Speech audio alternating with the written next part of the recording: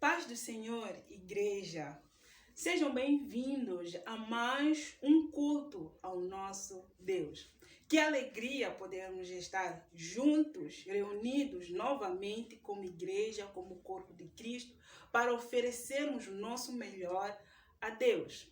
Anime-se na presença do Senhor. Vamos juntos orar? Deus, nós queremos te agradecer por quem tu és. Obrigada, Senhor, por seres um Deus soberano, aquele que está sempre junto de nós, Deus conosco. Obrigada, Senhor, pela sua proteção. Obrigada, Deus, pela vida, pelo dom da vida. Obrigada, Senhor, também por esse dia. Queremos, Deus, apresentar este culto em suas mãos, o louvor, queremos apresentar o momento da palavra. E nós queremos, Senhor, oferecer o nosso melhor ao Senhor, pois o Senhor é digno. Em nome do Senhor Jesus. Amém.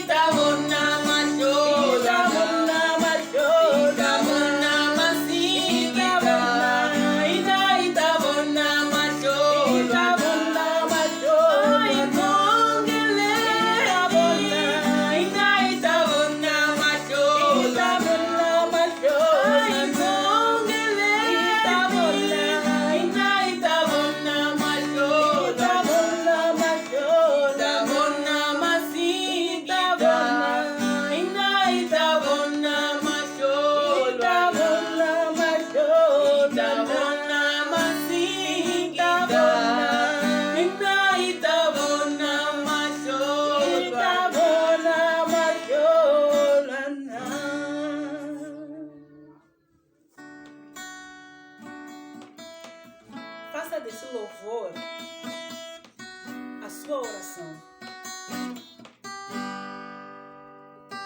Eis-me aqui outra vez diante de ti, abro meu coração, meu clamor tu escutas e fazes cair as barreiras em mim.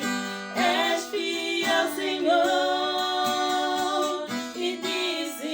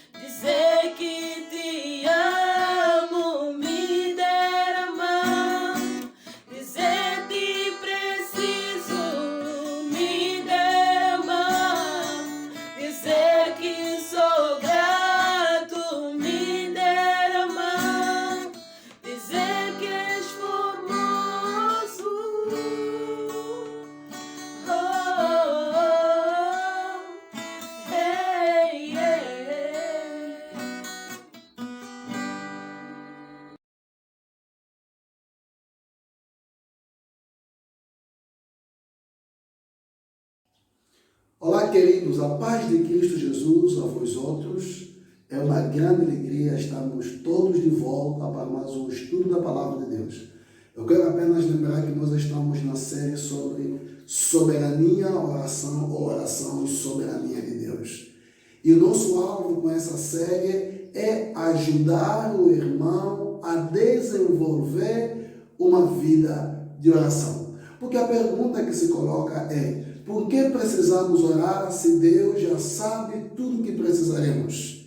Mas a soberania de Deus nos ensina que precisamos orar, porque assim Deus ordenou que nós orássemos. E nesta manhã, dentro deste grande tema, soberania e oração, ou oração e soberania de Deus, nós vamos estudar um segundo subtema, que é o propósito da oração. O nosso primeiro tema foi o padrão da oração, e nesse segundo tema a gente vai tratar sobre o propósito da oração. Para isto, antes que a gente avance, eu quero te convidar a orar. Oremos.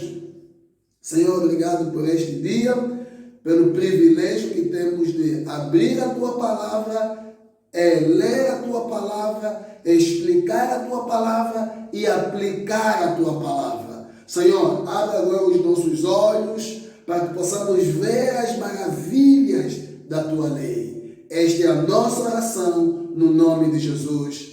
Amém. Queridos irmãos, por favor, convide os seus amigos, seus familiares, partilhe o link e vamos todos então aprender da Palavra de Deus. O propósito da oração é o tema para este dia, conforme já havíamos dito antes. E a pergunta continua: por que oramos? Qual é o propósito ou o fim último da oração? Estas e outras perguntas nos propusemos a responder na medida em que vamos nos debruçar deste tema tão precioso. E o nosso primeiro ponto para esta manhã é: a oração muda as coisas. Eu repito, a oração muda as coisas. Jonas, capítulo 3, versículo 10. Eu quero te convidar a abrir a sua Bíblia em Jonas, capítulo 3, e vamos ler o versículo 10. Jonas, capítulo 3, e vamos ler o versículo 10. Diz assim a palavra do Senhor: tendo em vista o que eles fizeram, como abandonaram os seus maus caminhos, Deus se arrependeu e não os destruiu como tinha ameaçado. Há coisas que Deus determinou desde a fundação do mundo, e estas coisas vão acontecer. Aliás, quando nós estudamos a carta de Paulo aos Efésios, fica muito claro num daqueles primeiros versículos, julgo que é no versículo número 5, que Paulo vai dizer: porque Deus nos escolheu nele, antes da criação do mundo, para sermos santos e irrepreensíveis em sua presença. Este é o versículo 4. E no versículo 5, Paulo vai dizer que Deus tem um plano, para nossas vidas. Corremos para lá. Efésios capítulo 1, no verso número 5, Paulo vai dizer uma coisa muito interessante: em amor nos predestinou para sermos adotados como filhos por meio de Jesus Cristo, conforme o seu propósito. Então, se os irmãos lerem todo o capítulo de Efésios, vai ficar evidente que está abundante os versículos que nos dizem a respeito da predestinação, ou seja, das coisas que Deus preordenou antes da criação do mundo. Quando você chega nos versículos 9 e 10, ainda de Efésios capítulo 1, Paulo vai dizer: e nos revelou o mistério da sua vontade, de acordo com o seu bom propósito que ele estabeleceu em Cristo. Isto é, de fazer convergir em Cristo todas as coisas, celestiais ou terrena na dispensação da plenitude dos tempos. Quando chegamos no versículo 11, ele vai dizer: nele fomos também escolhidos, tendo sido predestinados conforme o bom propósito, conforme o plano daquele que faz todas as coisas, o propósito da sua vontade, ou de acordo com o propósito da sua vontade. Então está cheio de coisas que Deus predestinou, de coisas que Deus pré-ordenou, e elas vão acontecer muito, ou seja, quer sim, quer não, elas vão ter que acontecer. Por exemplo, o texto que lemos aí no profeta Jonas, no capítulo 3, versículo 10, descreve a pregação de Jonas, porque Deus havia dito para Jonas: vai para Nínive, e ao chegar em Nínive, prega a minha palavra. Jonas fugiu a primeira vez, na segunda vez, como a gente conhece a história, Deus levou Jonas também da boca de um peixe, e lá ele chegou. E quando ele pregou o evangelho, todos eles, depois de ouvir o evangelho, se arrependeram, abandonaram os seus maus caminhos. E o texto fala que Deus se arrependeu em função do comportamento deles. Porém, é preciso entender que a palavra Deus se arrependeu, em hebraico, que é Nasham, significa confortado ou tranquilizado. Neste caso, Deus não se arrependeu necessariamente. Deus foi confortado e sentiu-se tranquilo com o fato de que o povo havia se convencido de seus pecados. Por isso ele revogou a sentença de julgamento que impusera sobre eles. Meus irmãos, a mente e os propósitos de Deus não mudam, pois ele não muda. A verdade é que não foi Deus quem mudou nesse texto, porque Deus já havia dito a Jonas: vá e pegue a minha palavra. Se eles se arrependerem, eu não os matarei. Mas se eles não se arrependerem, sobre eles virá o meu juízo. Então a pergunta é: quem mudou na verdade? Foi o povo de Nínive ou foi Deus?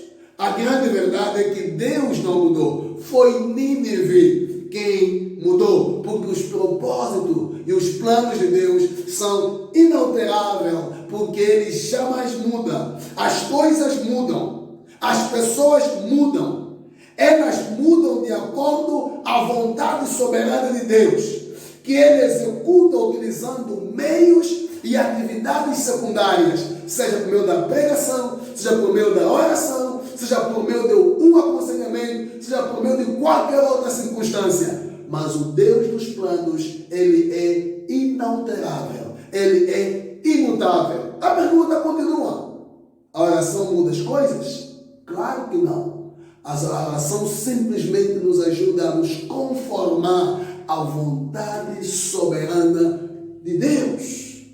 As orações mudam as coisas? Em parte, claro que sim. Somos livres, mas não somos uma lei autônoma em nós mesmos. Há liberdade dentro de limites. E dentro desses limites, nossas orações podem mudar as coisas. As Escrituras nos ensinam que Elias, por meio das suas orações, impediu a chuva de cair. Oração muda as coisas, mas não mudam a mente de Deus. A oração muda as coisas, sim. Portanto, confessem os seus pecados uns aos outros e orem uns aos outros para serem curados. A oração de um justo é poderosa e eficaz. O que a oração muito e frequentemente muda é a impiedade e a dureza de nossos corações. E se isto é verdade, isso já seria razão mais do que suficiente para nós orarmos. Porque quando nós oramos, algumas coisas estão acontecendo. Ou Deus muda as circunstâncias, ou Deus atende a nossa oração de acordo com o nosso pedido, ou então Deus muda o nosso coração. A impressão que temos à luz das Escrituras é que frequentemente a oração muda a impiedade e a dureza dos nossos corações. E isto já é suficiente para se viver uma vida de oração. Segundo ponto, as orações dos filhos de Deus. Nenhum ser humano teve um entendimento tão profundo da soberania de Deus do que Jesus. Todavia, em Getsemane, vemos Jesus orando. Atenta, mas fica atento, fica também claro em Lucas, capítulo 22, versículo 39 a 44, que a oração de Jesus lhe foi negada pelo Pai. Atenta para a oração de Jesus. Como de costume, Jesus foi para o Monte das Oliveiras e os seus discípulos o seguiam. Chegando ao lugar, ele lhes disse: orem para que vocês não caiam em tentação. Ele se afastou deles a uma pequena distância, ajoelhou-se e começou a orar: Pai, se queres, afasta de mim este cálice. Contudo, não seja feita minha vontade, mas a tua vontade. Apareceu-lhe então um anjo do céu que o fortalecia. Estando angustiado, ele orou ainda mais intensamente, e o seu suor era como gotas de sangue que caíam no chão. Jesus orou, e nós sabemos que a oração dele não foi respondida, porque ele pediu: Pai, se possível, afaste de mim este cálice, esta dor, esta cruz, esta morte. Todavia, Deus não atendeu esta oração. Como sabemos? Porque ele morreu pelos nossos pecados. Cristo, todavia, submeteu-se à vontade soberana de Deus Pai. A soberania de Deus é a própria razão por que nós devemos orar, queridos, amados e filhos de Deus abençoados. Visto que cremos que Deus tem seu procedimento e age diante das coisas de acordo com o seu propósito. Isto é a essência da soberania de Deus, de ordenar as coisas de acordo com os seus próprios propósitos. Oração não muda a mente de Deus de forma alguma. Então, por que os filhos de Deus oram e devem orar se a oração não muda os propósitos de Deus? É tão simples quanto isso. A semelhança de Jesus, oramos a fim de aprendermos a nos submeter à soberana vontade de Deus sobre nossas vidas. Então, por que nós oramos? Se a nossa oração não tem capacidade de mudar os propósitos de Deus. Oramos porque a oração é a escola de Deus, que nos ensina a aprender a andar debaixo da soberana vontade de Deus.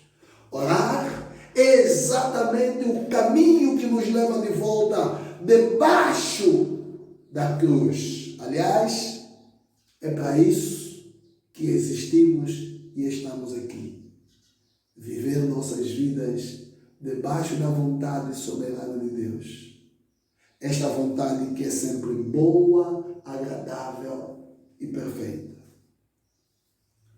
O nosso terceiro ponto, então, seria: tudo bem, então, qual é o propósito da oração?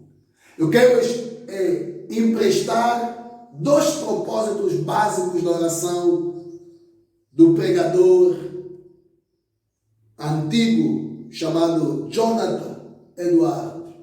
Jonathan Edwards resumiu dois termos importantes. Ele diz que o propósito da oração é demonstrar dependência e reconhecimento. Por que oramos? Não porque simplesmente Deus vai responder o que nós queremos, mas nós oramos porque a oração é um ato demonstrativo que dependemos de Deus e reconhecemos que Ele é o nosso Deus. Segundo, a oração tem como propósito também honrar a a Deus como autor e fonte de todo bem precioso. Aliás, porque Tiago vai nos dizer que Deus é a fonte de todo o bem precioso. Tiago, no capítulo 1, vai nos dizer isso. 1,17 vai nos dizer que toda boa dádiva e todo dom perfeito vem do alto, descendo do Pai das luzes, que não muda como sombras inconstantes. Por sua decisão, ele nos gerou pela palavra da verdade, a fim de sermos como que os primeiros frutos de tudo que ele criou. Deus não muda, ele é o mesmo. Queridos irmãos, o que Deus faz em primeiro lugar é para a sua própria glória. Em segundo lugar, é para o nosso próprio benefício. Oremos porque Deus ordena que oremos. Oremos porque a oração glorifica a Deus e nos beneficia. A oração tem como propósito máximo glorificar a Deus e nos ajudar a nos conformar à imagem de Jesus cada vez mais. Vamos orar. Pai, nós somos gratos a Ti pela Tua palavra. Somos gratos porque o Senhor nos ensina o propósito da oração. O propósito da oração é simples e claro. Ela nos ensina a aprender a submeter nossas vidas na plena e máxima soberana vontade do nosso Deus. Abençoe a todos e nos ajuda a viver uma vida de oração para a glória do Teu nome. Amém. Que Deus vos abençoe. Por favor, ao terminar esse vídeo, eu lhe convido que você tire mais algum tempo. Ore mais com a sua família. Ore especificamente pela situação do Afeganistão. Ore especificamente pela situação de Cabo Delgado. Ore especificamente pela situação da legalização da nossa igreja, que o documento ainda está no gabinete da ministra, esperando apenas a autorização. E ore também pelas nossas igrejas. Ore pelos missionários. Ore pela igreja no Mucup. Ore pela igreja na Seta. Ore pela igreja na Matolagar. E ore para que voltemos aos cultos presenciais. Que Deus te abençoe. Amém.